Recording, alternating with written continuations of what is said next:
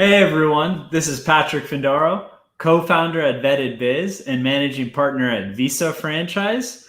Today I wanted to talk a little bit about an industry we've had a lot of clients over the years invest in, which is business services. And this is pretty varied, in terms of insurance, payroll, bookkeeping, accounting. There's other types of services. Those are some of the primary ones that you can invest in, whether it's a franchise or an existing business for sale in the business services industry. So just a little bit about the business services industry, and this is based on the work that our analysts have done here in Miami, Florida, looking at 1.3 million SBA loans, of which roughly 100,000 were to business service companies over the last 30 years through the Small Business Administration Loan Program. We've been able to compile a lot of data, as well as we use a few other third-party sources for some of the information I'll present today, as well as over 150 franchise disclosure documents in 2020 and 2019 for different services in the business services space. So real quick, the industry is $10 billion as of 2019. There's 28 million small businesses throughout the United States, all different size, some 0 employees, self-employed, some close to 50 employees. So it really varies in terms of the size. Here in Florida, we have 2 million small businesses. So you can imagine there's quite a lot of small businesses that you could serve. Again, whether that's through insurance, accounting, payroll. A lot of these services are needed and are oftentimes required even by federal, state, or local law. And also, in terms of the investment amount, it's generally going to be on the low end, especially when you compare it to food and beverage, or I talked yesterday about coffee businesses, where you compare it to a coffee shop that might cost you anywhere from $200K up to $1 million plus. The average business services business or franchise is going to be around $100,000. So it's not necessarily going to break the bank. And some of the pros and cons with business service, it might take more time for you to really start developing that book of clients when you compare it to a restaurant that opens up or a barbershop that opens up, and you can have very aggressive marketing. The consumers might be willing to spend $25, $30 on a haircut, or someone spend $12 on a meal, but convincing a small business owner to switch insurance or switch payroll providers or switch their bookkeeping, that can take some time. So there are ways that you can pass through this, whether you're starting an existing business or going the franchise route.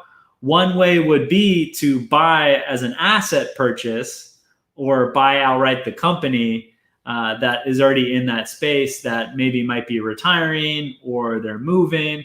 Because looking at some of the data I have here, for a leading franchise with 91 units that was founded 16 years ago in the business services area, year one, their franchisees average $85,000 of sales. Year two goes up to $174,000. Year three, $336,000. Year four, $520,000. And then year five, $939,000 is the average income. So you can see that it does take time to build that base of clients, and that the gross profit averages range from 44% to 47%. This franchise is definitely a pretty high gross profit. And then in terms of operating profit, net profit rather, it's going to depend on how you're running the business to get to those numbers. But it's really important to understand gross profit. And for this, there are ways that you can leapfrog and get to the 300K number much faster. And that would be going out and buying an existing business. So an existing bookkeeping business, an existing insurance practice, And if you do choose to go the franchising route, there are ways to roll that existing business into a franchise system. So you have the marketing, lead generation, and that ongoing support. And maybe you don't want to be doing the bookkeeping, and some franchisors will actually take care of a lot of the actual work, and you're much more focused on sales, marketing, client relationships, where the franchisor is the one that's selecting insurance coverage or providing the actual payroll work or bookkeeping. So that'd be one advantage. It's really playing to your strong suit. So if you're more the type of businessman that's focused and better at managing people, sales, marketing, it might be a better fit to go the franchise route. But if you do come from the accounting world and you were working for a large corporation, but you know the ins and outs, and you already have some friends and family that you could already start your book of business, maybe the franchising route's not the best option.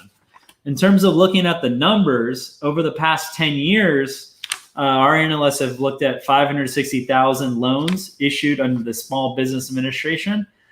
The franchise success rate was 11-1 for business services. So for every 11 loans issued, for every 11 loans paid back in full for someone that was operating a business in the business services industry, one was charged off. For franchise business services, and then non-franchise, it was a little more successful. Not much, but for every 12 loans that were paid in full, there was one that defaulted, and presumably the business failed. Those are both stronger than the overall industry averages for both franchise businesses and non-franchise businesses over the last 10 years. The records for going back 30 years are a lot more accurate, we found, for franchising, given the unique franchise identifier code that we can use and the name that is used in the SBA loan record. So for business services franchise, the success rate is 5-1. So every 5 franchisees that paid their loan in full, one defaulted. Now, I don't like those odds. If I'm going to start a franchise, I'd be much more comfortable with 10-1, 20-1. And that's why it's important to look, you can see the industry. Does the industry make sense? Do the fundamentals make sense? But then you have to take a deeper look at the actual franchise and talk to franchisees. Look at the FDD. Take a look at the vetted biz profile. You can see how many closures there's been over the last 3 years. Understand why there have been closures. So the 5-1, it's not necessarily cause of concern, but it's important to be that much more mindful on the individual businesses that you're evaluating to see their success rate. But 5-1 is better than the overall franchise success ratio over the 100,000 loans that have been issued under the SBA loan program to franchises over the last 30 years, rather.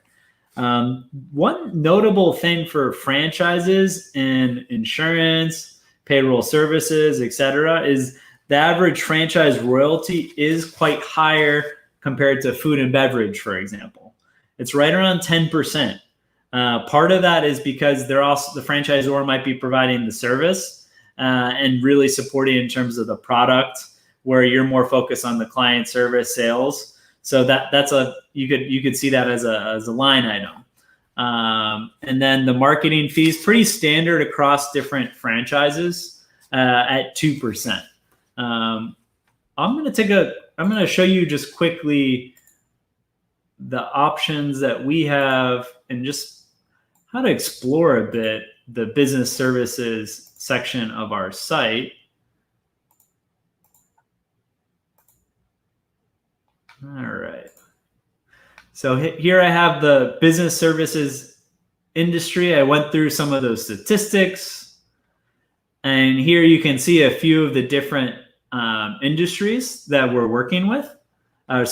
Actual franchise opportunities, and then an existing business for sale as well, which also happens to be a franchise. So let's just go through a couple of those right now. First one would be Estrella. which actually I did a live stream with their head of franchise development a couple of weeks ago. You can see the video on YouTube. Here you have the review of the franchise, the metrics, and then the SBA loan data. So you can see, yes, it is eligible for SBA financing, and there are some additional requirements that you have to go through to get that SBA financing. Founded 40 years ago, initial investment 50 to 80K. You can see these key figures. So the royalty, 10% of revenue, pretty much the average. As I mentioned, the average for business services franchises was 10.4%. You can go through video here. And then I wanted to show an example of an existing business for sale. This business is in California, in LA County, South Bay. It's recently opened franchise, just a couple of employees, and the owner for personal reasons wants to sell her business. Sales are pretty good in 2019 at $356,000. So this could be an option if you're looking to enter a business services space and you want to already start with an existing book of clients and you want to have cash coming in from day one. It could be a good option to buy an existing franchise business in that space. Well, I just wanted to thank everyone for your time today. Take a look at our site, vettedbiz.com. And until next time.